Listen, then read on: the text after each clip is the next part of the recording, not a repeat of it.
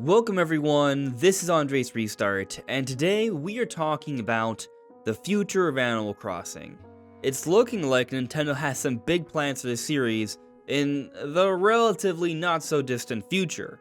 So what am I getting at here? Well, we have a new rumor that is coming from Nash Weedle.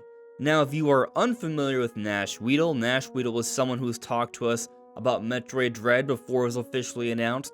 They've also put out some different pieces of information that have been corroborated by other sources in the past, like enhanced backwards compatibility for the Switch 2, or how dev kits have already been out there. But of course, those were also rumors that many consider to be credible. And they also have hinted at things in the past, like they mentioned 3 the day before the day of the Game Awards, where Nintendo announced 3 N64 games coming to NSO. And they've talked about a number of things over the last couple of years, and we haven't seen anything that's been blatantly wrong. So I think they're definitely one of those leakers that are worth talking about, but of course, take it with a grain of salt. There's a lot of things that they've talked about that have yet to have been proven true, and with this bit of information here, while it is interesting, we won't get confirmation for a little while. So basically, Nash Weedle is talking about Animal Crossing coming in 2026. And the big implication here, I think, is that this would be for Nintendo's next console. By 2026, you would have to imagine that's when it would happen, and typically Nintendo does one major Animal Crossing per console, per generation. So what are the specific details here? Well, let's go through his different tweets. Leak Express. The next Animal Crossing is in development and it will be an ultimate version. Game concepts. Move around controlling vehicles. Large city with skyscrapers, adventure missions, puzzles, and minigames, more collaborative multiplayer, date 2026 along with a series. When I read this in Spanish, I kind of translated the same way. I'm a little confused about the part where it says 2026 along with a series. Are they talking about how it's going to be releasing alongside another series? That part's a little confusing to me. But everything else sounds pretty good here.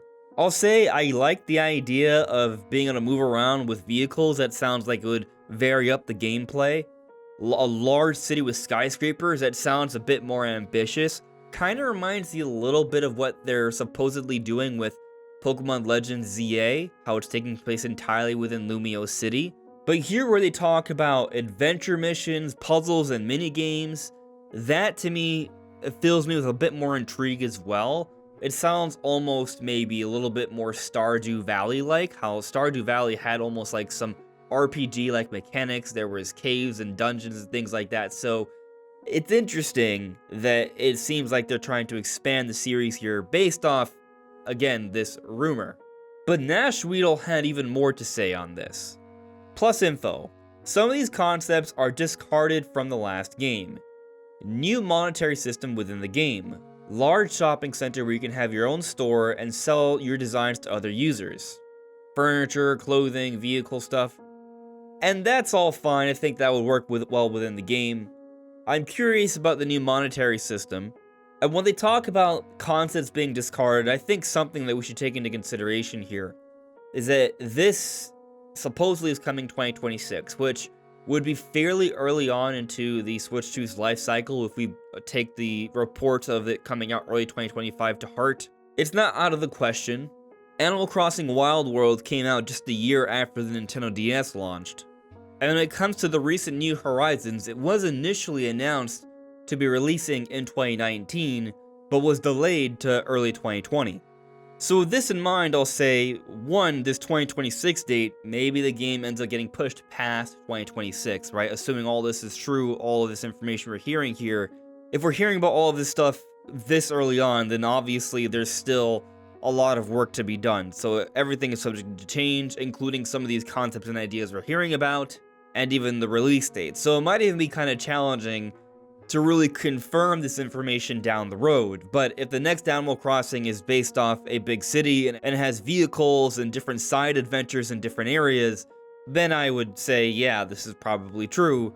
But are we even going to remember this specific post 2 years from now? We shall see.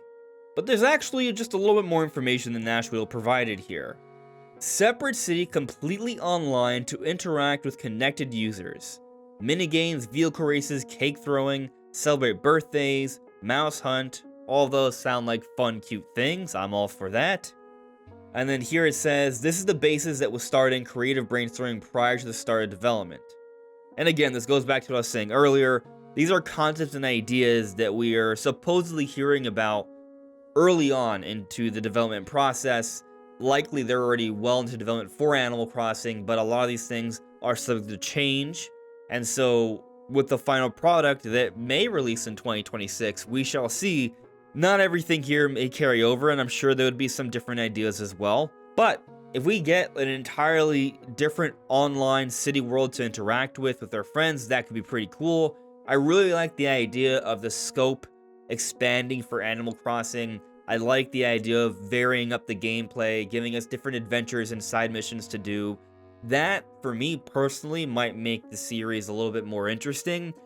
I've bought a few different Animal Crossings. I do enjoy them, but I've never invested more than 30 hours or so into an Animal Crossing game, which I know is not a long time for these games.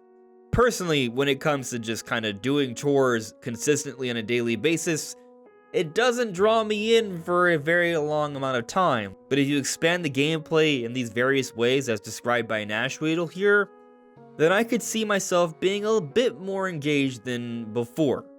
But of course, this is all rumor, take it with a grain of salt. I think it's at least interesting to talk about the possibilities for Animal Crossing, and this idea of the game being kind of like an Animal Crossing Ultimate, something like Super Smash Bros. Ultimate, where it's just chock full of content, super dense, super ambitious, a very big entry for the series. That might go over well for a lot of people. I understand that when it comes to New Horizons, there was this hope and expectation that they would continue to support the game, and while they did, they didn't support it as consistently and for as long as most Animal Crossing fans wanted. So with this next entry, if they are going for like an Animal Crossing Ultimate kind of thing, we would be getting a bigger, denser experience, and perhaps they would continue to support it for a longer amount of time afterwards, similar up to Smash Ultimate. I'm kind of thinking that when it comes to some of Nintendo's bigger entries that aren't like just your traditional single-player adventures, they're going to treat them kind of like they do with Splatoon, where the game comes out and then we have continued updates for the next couple years. It is also with ARMS, but I think when it comes to things like Mario Kart, Smash Brothers, perhaps also this Animal Crossing game we're talking about, those kinds of games make a lot of sense to kind of continue to build upon them with free updates and also some paid DLC mixed in later down the road eventually as well, to keep us playing and engage these games for years to come, because it is just going to be one big game per generation. Something that may be somewhat lost from the past is that when Nintendo did focus on having two different platforms, like a Nintendo DS and a Nintendo Wii, there would be two different Animal Crossings, two different Mario Karts. And now with the Switch, we just get one. So this idea of just putting out one really big entry, but supporting it with free updates and eventually paid DLC for a few years, the games are bigger with a lot more content spread out throughout a greater span of time, and I think that kind of makes up for it. So I'm hoping that they kind of continue in this direction and they give us the biggest, most quality experience that they can with a lot of these bigger series. But those are my thoughts on the future of Animal Crossing. I do think Nintendo has big plans for the series. It was incredibly successful on Nintendo Switch, more so than maybe what they expected. I have to imagine that they are going to do their best job to follow up with an even better one. But what do you all think? Let me know in the comments below. This is AndresRestart. Thank you so much for listening and watching, and I'll see you all really soon. Take care. Bye.